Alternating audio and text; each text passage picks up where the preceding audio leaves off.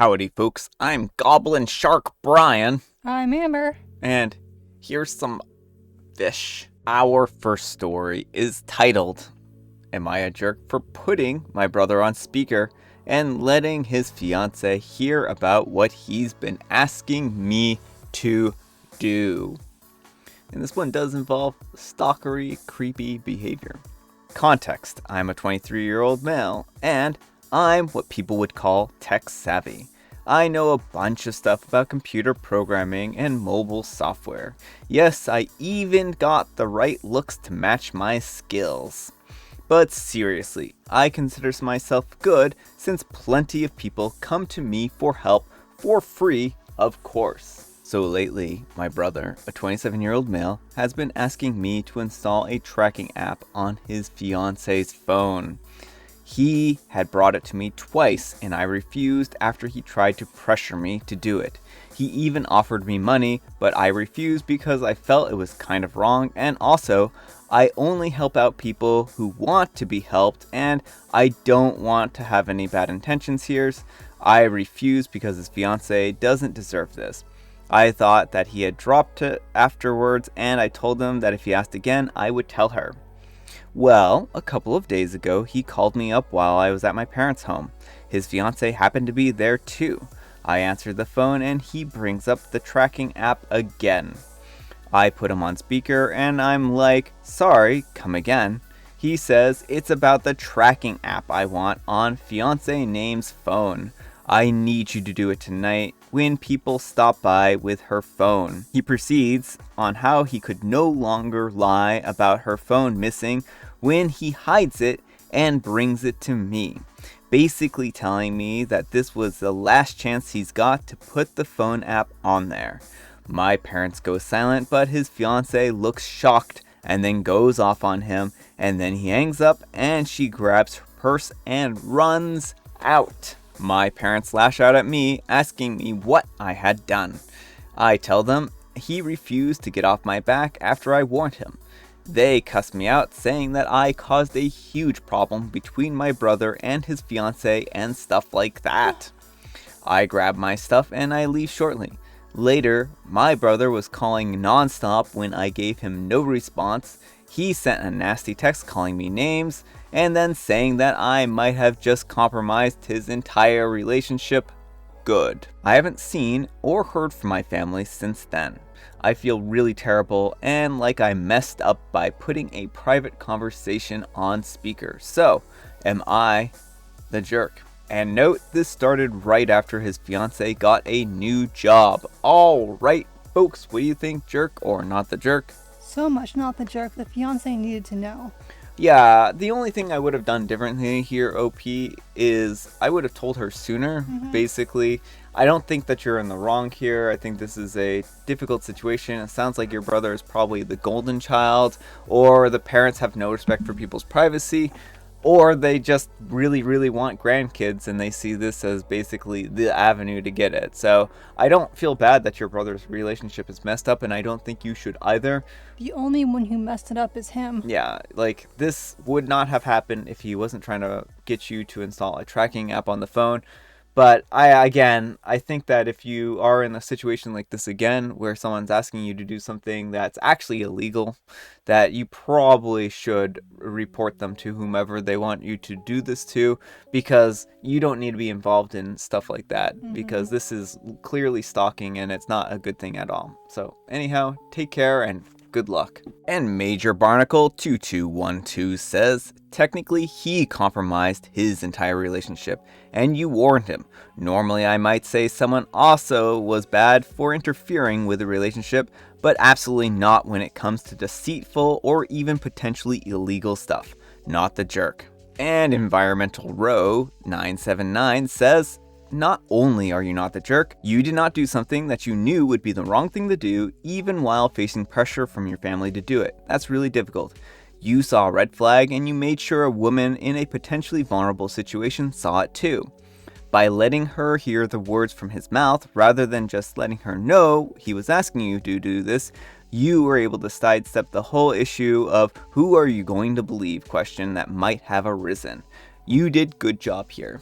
All right, our next letter is titled, Am I a Jerk for Refusing to Take Down My Daughter's Graduation Photo and Replace It with My Husband's Graduation Photo? My daughter is an 18-year-old and she recently graduated high school, and I hung a photo of her graduation party on the living room wall.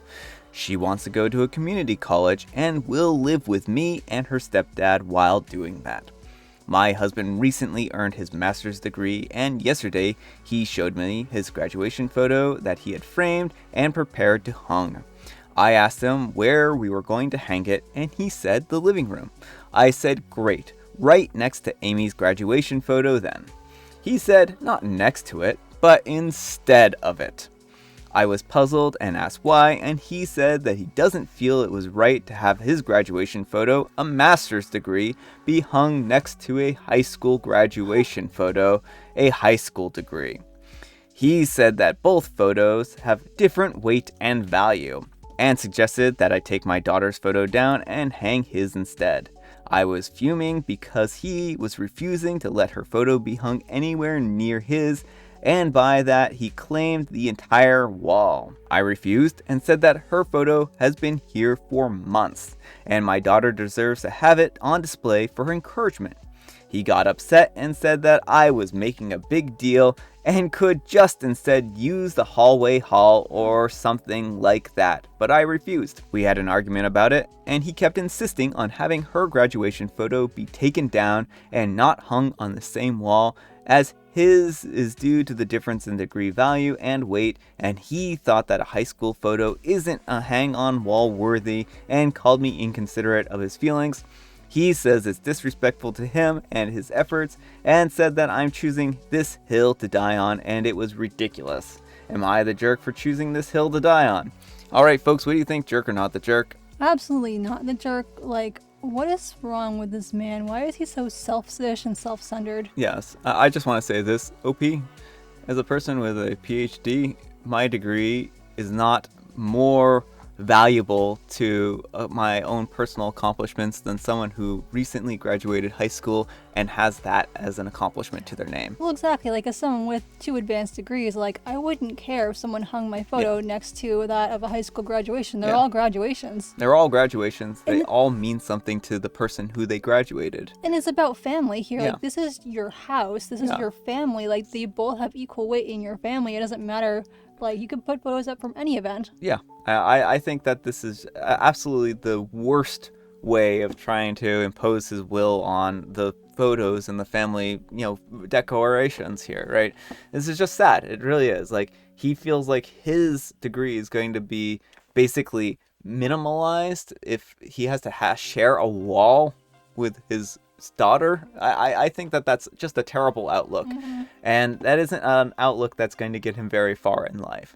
So I do think that this is a good hill to die on, so to speak, because he seems awfully invested in this hill to die on as well, right? And that's another thing, is like, he keeps talking about how you're making a big deal about it, but he's the one making a big deal about it, right? So no, I don't think that you're a jerk here. I think that you are being considerate of your daughter's feelings, and he's being inconsiderate of your daughter's feelings. And does he often treat your daughter this way? Like, yeah, that's a good question. Like, if this is a repeating pattern, this is pretty terrible, and maybe you should have your eye out for this kind of stuff. So anyhow, take care and good luck. Not the jerk. Hang it right over the toilet where his attitude belongs. I saw that pop up on the screen and I'm like, oh, that is, I felt that burn. Can you imagine the next time he sits down and takes a dump and it's hanging on the back of the toilet door? Oh no, I love it. It's good. This is the perfect solution. How do you have the mental fortitude to earn a master's but go around with the attitude of a child? And they say, this is a rhetorical question. Apparently they got a lot of answers. All right, folks. Our next and final letter is titled, Am I the Jerk for Dog-Proofing My House but Not Child-Proofing It? This is a bit wild, folks. I'm going to start that off right here. Wild. I will admit this all seems weird to me. An important thing to note here, I have a dog that is deathly allergic to chicken, so we don't keep chicken in the house. Additionally, while my significant other and I don't have kids, a lot of my family do, and some of them are vegetarian. Our go-to kids in my family meals are more or less chicken nuggets and ketchup and more pancakes or butter noodles. I also have a sister-in-law who goes into anaphylactic with either nuts or legumes. Moving right along. I had my brother, sister-in-law, and niece over at my house. Sister-in-law invited some of her friends, which was just lovely. Her friends brought over their tiny children. All 4 tiny tots were under 2 years old. All parents were warned that I have a very sweet pup and that the house is safe for dogs, but they need to watch their own kids, all under age 2. Immediate chaos. Why don't you have gates for the stairs? My significant other, my dog, and I know how to use stairs. We don't need gates. That's so dangerous. Why don't you have doorknobby things? My toddler can open the door. My dog, significant other, and I don't need those again. The house is not child-proofed. The list continued on, and my significant other left with a pup to avoid having to deal with this as my brother tried to help me with all of this. One of the mothers announced that their daughter needed lunch and looks at me expectantly. I look around as I was not planning on feeding this many people, then decided, whatever, pancakes it is. Kids love them, parents can't complain about free meals. I tell the mom this, and she says that pancakes are a breakfast food and that her kid needs protein, and that her toddler needs chicken nuggets. Well then, that sounds like a you problem. We don't have that. Try again. What do you mean you don't have chicken nuggets? We don't keep chicken in the house. My dog is allergic and my significant other is terrible at not sharing food with the pup, so it's no chicken. Try again. But my baby will starve. I go into the kitchen with my brother and start making pancakes. One of the mothers follows me and starts going through my kitchen looking for something. Opens up the dog medicine cabinet and sees a giant tub of peanut butter and screams, "Are you trying to kill your sister-in-law?" That's for the dogs. Sister-in-law can't eat peanuts. Yes, which is why everything has been sanitized and the peanut butter has been put away. Did the mom stop? No, she tore into me about how the dog shouldn't be prioritized over a mother, that the dog is an animal, and that my sister-in-law is a mother and could die. I guess the fact that my dog lives here and sister-in-law doesn't is a moot point, but that is when I decided that the pancakes were unnecessary and everyone needed to leave. I thought I was in the right, but my sister-in-law texted me that it was weird that I prioritized my dog and refused to feed hungry kids. I just didn't want to listen to them complain about how I'm a bad host and a bad person anymore.